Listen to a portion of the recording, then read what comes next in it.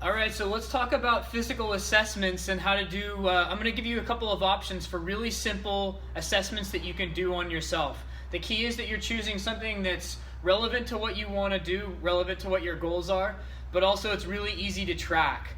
So I'm going to go through just a couple of options, and these fall into one of a couple of the, what I would consider fundamental movements.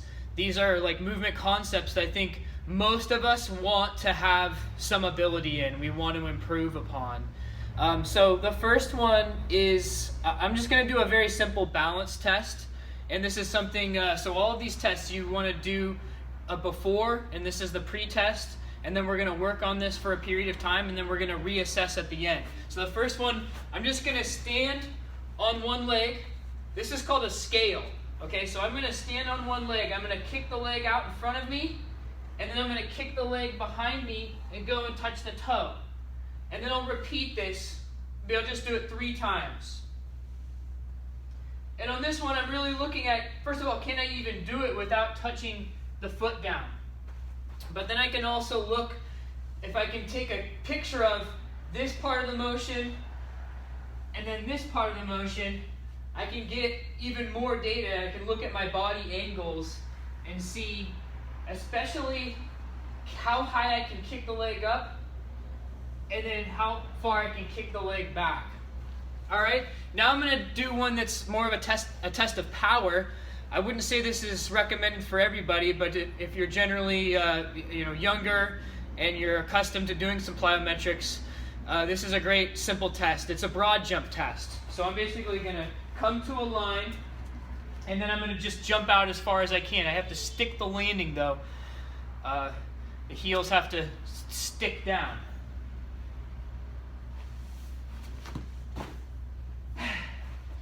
You can try it a couple of times. Mark how far you go.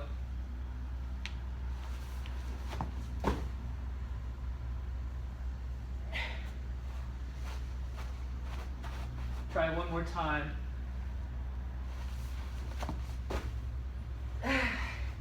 Whew. And it's pretty amazing how just a max effort jump can be pretty cardiovascular. So then a test of strength that you might want to do is, well, I'm going to go through squats, push-ups, and pull-ups. So squats, a way to test your leg strength. And you can either, if you're more experienced, you can go for like a 1 rep max. If you're less experienced, then you might want to do something where you do as many squats as you can for time.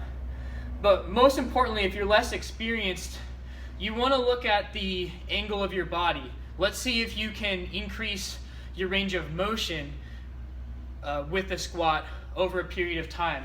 So the first thing would be like a sit to stand, sitting down on a bench behind you, and then standing back up, and see how far you can go down. If you can do just 16-inch to a 16-inch box today, then let's work on that and retest, and let's see if we can decrease the height of the box that you can safely and efficiently sit and stand back up on.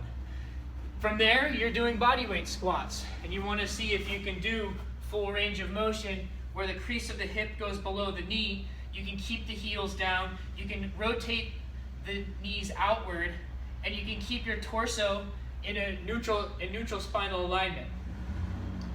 And then from there, what I'm going to be doing for my test on squatting is a front squat test. And I did this the other day, I'm not going to do it right now, but it's basically, I'm looking at what is my 1 rep max on the front squat. What's the most I can do? Okay, then you can do a push-up test. This is basically a pressing test. And you can do, it doesn't have to be push-ups, you can do bench press, you can do an overhead press with dumbbells, you can do a handstand push-up. But I think push-ups are a really good start for a lot of folks. And at first it can be an elevated push-up, where you put your hands up on an elevated surface and perform the push-up from there. And your test can be how high or how low can you go. The lower the weight, the lower your hands are, the more resistance it is.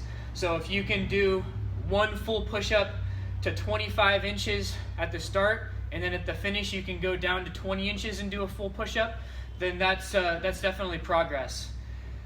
And I'm gonna do a full push-up. I'm gonna actually do my test right now. I'm gonna do some resisted push-ups, and I'm gonna see how many I can do in 1 minute. Actually, I'm just gonna go for 30 seconds. Okay, ready, set, go.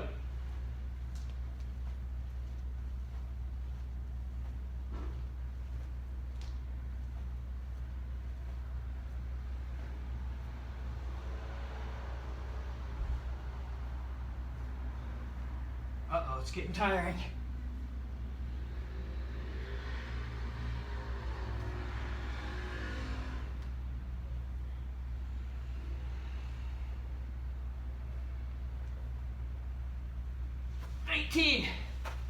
Woo! Pretty good. And so now I'm gonna do the pull-ups. And the concept here is like any kind of motion where I'm pulling down. So you can do the pull down machine.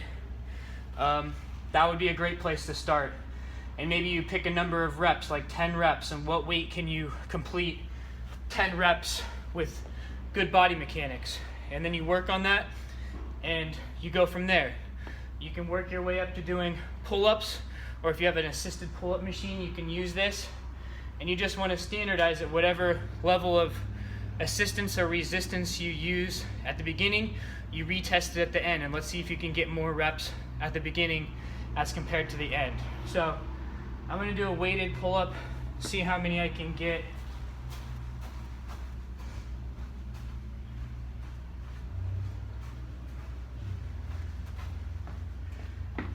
For me, I'm trying to pick a weight that's going to be difficult for me to do more than like 6.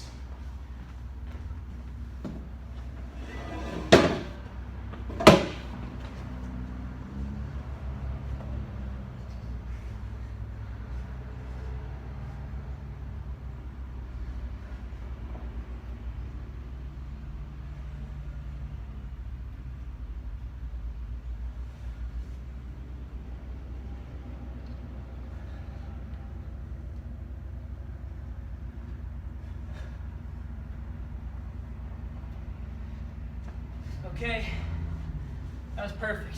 6. Could I have done 7? Maybe, but I think it probably would have gotten sloppy. So I'm not doing any flailing, not going to the point of like technical failure. Okay, another concept that I really like to test is a side plank. So there's various levels of this exercise.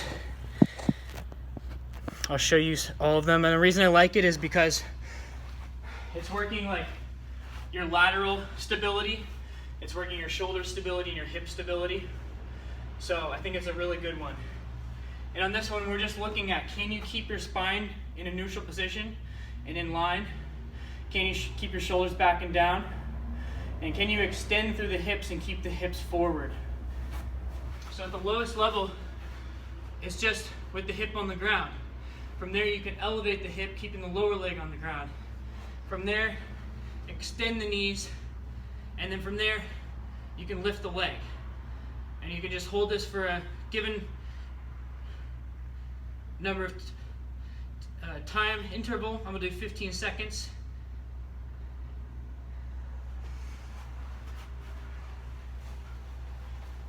And try it on both sides.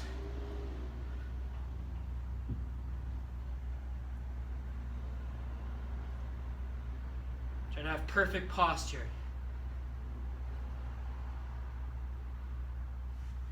Okay. And then you can also consider some flexibility tests. One that is really good is just a back scratch test. So I'll reach one arm over the top, the other behind. See how close I can get my hands. Also, I want to think about like rolling the shoulders back and down. With this back arm, I don't want to come into a internally rotated position or a sublux position with the shoulder. I want to keep the retraction.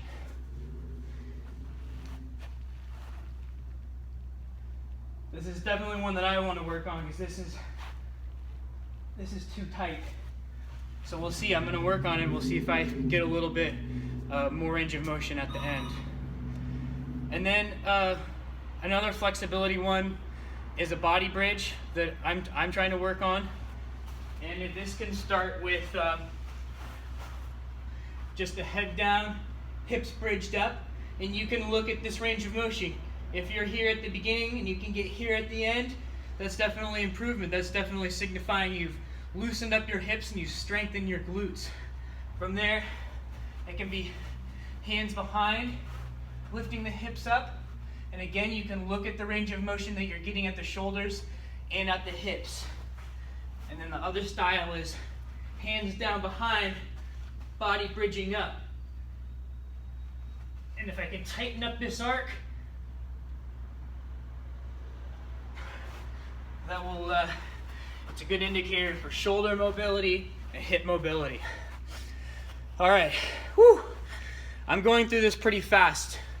You would want to probably take a little bit more time, make sure you're fully recovered in between each exercise, and especially for the last one, because the last concept is just really anything cardiovascular. So this could be walking, it could be running, it could be on the rower or the bike, treadmill, really anything. But something that's easy to measure how much distance you cover in a given time interval. So what I'm going to do is, I'm going to do a shuttle run. I've got 10 meters that I'm going to run from one end of the grass to the other, and I'm going to see how many times I can do it in 30 seconds. So 30 seconds isn't really even aerobic. I'm actually doing my true, I'm testing how far I can do on the bike in 4 minutes. But this is another option that you can do for a shorter distance if you have less space. But if you are an aerobic person, then you're going to want to do a longer interval here. You're going to want to do, I have people who are running a half marathon, so your testing distance might be like 5 miles or something like that. Or it could be walking a half an hour. Just whatever is kind of pertinent to your goals and whatever is very easy to test. Okay, so let's see how I do on this one. Here we go.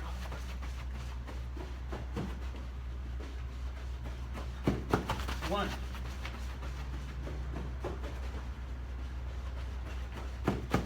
2.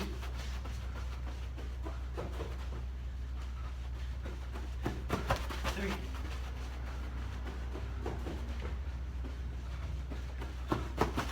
4.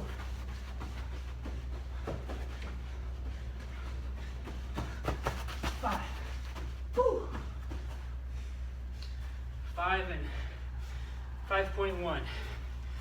Okay, so that's basically it on testing. Some good options for you to do your physical assessment. So enjoy that. Let me know if you have any questions.